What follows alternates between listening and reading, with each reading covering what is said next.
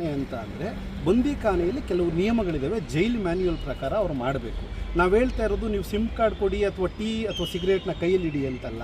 ನಾವು ಕೇಳ್ತಾ ಇರೋದು ಸಿಂಪಲ್ಲು, ನೀವು ಬದುಕೋದಕ್ಕೆ ಏನು 40 ನಿಮಿಷದ ವಾಕ್ ಮಾಡೋಕ್ಕೆ ಕೇಳಿದ್ದಾರೆ, 40 ನಿಮಿಷದ ವಾಕನ್ನು ಕೊಡಿ ಆಯಿತು. ಬೇರೆ ಕೈದಿಗಳು ಇನ್ಸ್ಪೈರ್ ಆಗ್ಬೋದು ಅಥವಾ ಬೇರೆ ಕೈದಿಗಳು ಇವ್ರು ಬಂದು ಡಿಸ್ಟರ್ಬ್ ಮಾಡ್ಬೋದು ಅಂತಂದರೆ ನೀವು ಸಪ್ರೇಟಾಗಿ ಒಂದು ಜಾಗವನ್ನು ಕೊಡಿ. ಈ ಜಾಗದಲ್ಲಿ 40 ನಿಮಿಷ ವಾಕ್ ಮಾಡ್ಕೊಳ್ಳಪ್ಪ ಅಥವಾ ಗಾಡಿ ತೊಗೊಳಪ್ಪ ಅಥವಾ ನಿನಗೊಂದು ಕಂಬಳಿ ಬೇಕಾ ತೊಗೋಪ್ಪ, ಇಷ್ಟೇ ತಾನೇ ಕೇಳಿರೋದು. ಇದು ಬಿಟ್ಟು ನೀವು ಸಿಮ್ ಕೊಡಿ ಅಥವಾ ನನಗೆ ಒಳ್ಳೆ ಆಹಾರ ಕೊಡಿ ಅಂತ ಕೇಳಿಲ್ಲ. ಒಳ್ಳೆ ಆಹಾರ ಆಲ್ಸೋ ಇಸ್ ಎ ರೈಟ್. ಈಗ ಮನೆಯಿಂದ ಆಹಾರವನ್ನು ತರಿಸ್ಕೊಳ್ಳೋದು ಇದು ರೈಟ್ಸು. ಅದನ್ನು ಅದು ಕೋರ್ಟಲ್ಲಿ ಕೇಳಿಸ್ಕೊಬೋದು. ಇನ್ಫ್ಯಾಕ್ಟ್ ಪ್ರಜ್ವಲ್ ರೇವಣ್ಣ ಅವರು ಮನೆ ಊಟ ತಿಂತಾ ಇದ್ದಾರೆ. ದರ್ಶನ್ ಅವರು ಅಂಡರ್ ಟ್ರಯಲ್ ಕೈದಿ, ಅವರಿಗೆ ಮನೆ ಊಟನೂ ನಿರಾಕರಣೆ ಆಗಿದೆ. ಇಲ್ಲಿ ನಾನು ದರ್ಶನ್ ಅಭಿಮಾನಿ, ಇಂಥದ್ದನ್ನೇ ನಾವು ಗಮನ ಹರಿಸ್ತಾ ಇಲ್ಲ ಅಂತಂದರೆ ಎಷ್ಟರ ಮಟ್ಟಿಗೆ ನಮ್ಮ ಸಮಾಜ ಹಾಳಾಗಿದೆ. ಅದು ಪರಪ್ಪನಗ್ರಹಾರದಲ್ಲಿ ಈ ವ್ಯವಸ್ಥೆಯನ್ನು ಬಂದಂತಹ ಪ್ರತಿ ADGPಗಳು ಪ್ರತಿ IPS ಆಫೀಸ್ಗಳು ಹೋಗಿ ಚೆಕ್ ಮಾಡ್ತಾರೆ, ಒಂದು ರೈಡ್ ಮಾಡ್ತಾರೆ. ಗಾಂಜಾಗಳಿದ್ದಾವೆ, ಸಿಗರೇಟ್ ಇದೆ, ಎಣ್ಣೆ ಸಿಗುತ್ತೆ, ಎಲ್ಲವನ್ನು ಸಿಗುತ್ತೆ. ಇವೆಲ್ಲ ಎಲ್ಲಿಂದ ಬರ್ತಿದ್ದಾವೆ?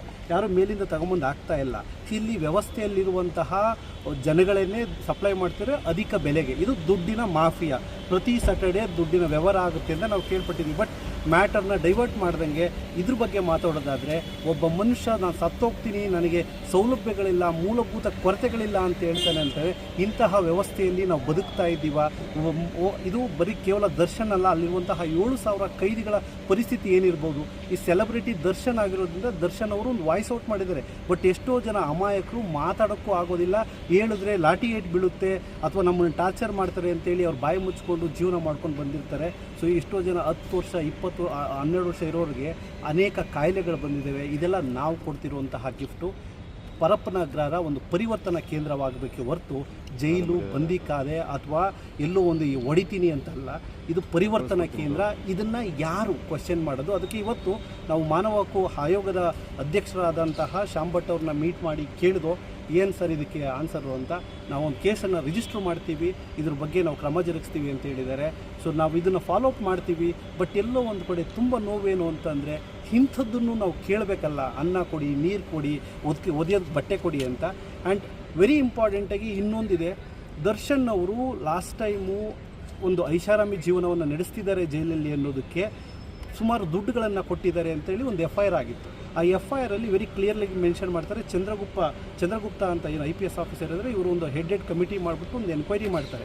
ಆ ಎನ್ಕ್ವೈರಿಯಲ್ಲಿ ದುಡ್ಡು ತೊಗೊಂಡಿರೋರ ಅಷ್ಟು ಅಧಿಕಾರಿಗಳ ಹೆಸರುಗಳನ್ನು ಮೆನ್ಷನ್ ಮಾಡ್ತಾರೆ. ಈ ಪ್ರಕರಣ ನಾನು ಯಾಕೆ ಹೇಳ್ತಾ ಇದ್ದೀನಿ ಅಂದರೆ, ಇವತ್ತು ಅಷ್ಟೇ ದುಡ್ಡನ್ನು ಒಂದು ಕಂಬಳಿಗೆ ದರ್ಶನ್ ಕೊಡಲಿ ಅನ್ನೋ ಎಕ್ಸ್ಪೆಕ್ಟೇಷನ್ನು ಈ ಡಿಪಾರ್ಟ್ಮೆಂಟ್ಗಿದೆ ಅಂತ ನಾನು ನೇರವಾಗಿ ಹೇಳ್ತಾ ಇದ್ದೀನಿ. ಸೊ ದಯಾನಂದ್ ಅವರು ಚೆಕ್ ಮಾಡಬೇಕು. ಮೂಲಭೂತ ಸೌಕರ್ಯ, ಕಂಬಳಿ ಅಥವಾ ದಿಂಬು, ಇದನ್ನು ಕೊಡೋಕ್ಕೆ ಇವರು ದುಡ್ಡು ಎಕ್ಸ್ಪೆಕ್ಟ್ ಮಾಡ್ತಾ ಇರ್ಬೋದು. ಯಾಕೆ ಲಾಸ್ಟ್ ಟೈಮ್ 1 ಕೋಟಿನ 2 ಕೋಟಿನ ಕೊಟ್ಟಿರ್ತಾರೆ, ಇವಾಗ ಕೊಡಲಿ ಬಿಡ್ರಿ, ನಾವು ಯಾಕೆ ಸುಮ್ಮನೆ ಕೊಡಬೇಕು ಅನ್ನೋದಿದೆ. ಬಟ್ ಇದಲ್ಲ, ಮೂಲಭೂತ ಸೌಕರ್ಯ ಎಲ್ಲ ಒಂದು ಕೈದಿಗಳಿಗೂ ಕೊಡಬೇಕು ಅನ್ನೋದು ನಮ್ಮ ಸಂಸ್ಥೆಯ ಆಗ್ರಹ. ಸರ್, ಈಗ ಈ ವಿಚಾರವಾಗಿ ದರ್ಶನ್ ಅಥವಾ ದರ್ಶನ್ ಫ್ಯಾಮಿಲಿ ಅವ್ರನ್ನ ಏನಾದ್ರು ಸಂಪರ್ಕ ಮಾಡಿರ್ತಾವು? ಇಲ್ಲ, ಖಂಡಿತವಾಗ್ಲೂ ಇಲ್ಲ. ನಮಗೆ ಆ ಒಂದು ನಮ್ಮ ಇಂಟ್ರೆಸ್ಟ್ ಏನು ಅಂದರೆ, ಸಮಾಜದಲ್ಲಿ ಯಾವುದೇ ಕೈದಿಗಳಾಗಲಿ ಇಂತಹ ಪರಿಸ್ಥಿತಿಗೆ ಬರಬಾರ್ದು. ಯಾರೇ ಜೈಲಲ್ಲಿ ಹೋಗ್ಬಿಟ್ಟು ಆಯ್ತಪ್ಪ ನಾನು ತಪ್ಪು ಮಾಡಿದ್ದೀನಿ, ನನಗೊಂದು ಕ್ಷಮೆ ಇರಲಿ, ಅಥವಾ ನನಗೊಂದು ನಾನು ಇನ್ನೂ ಆರೋಪಿ, ನಾಟ್ ಇವನ್ ಅಪರಾಧಿ.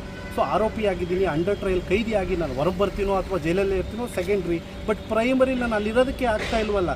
30 ದಿನ ಆಯಿತು, 15 ದಿನ ಆಯಿತು, ಸೂರ್ಯನ ಬೆಳಕು ನೋಡಿ ಅಂತ ಹೇಳ್ತಾರೆ ಅಂತ ಅಂದರೆ, ಇದು ನಾವೇನು ವೆಸ್ಟ್ ವರ್ಜೀನಿಯನ್ ಇದ್ದೀವ?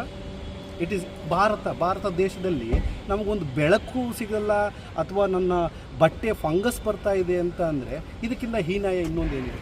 ಸರ್, ಈಗ ಎಲ್ಲ ಸೌಲಭ್ಯಗಳು ಕೊಟ್ಟರೆ ಅದರಲ್ಲೂ ಅಕ್ರಮವಾಗಿ ಸಿಮ್ ಕಾರ್ಡ್ಗಳಿರ್ಬೋದು, ಚಾಕು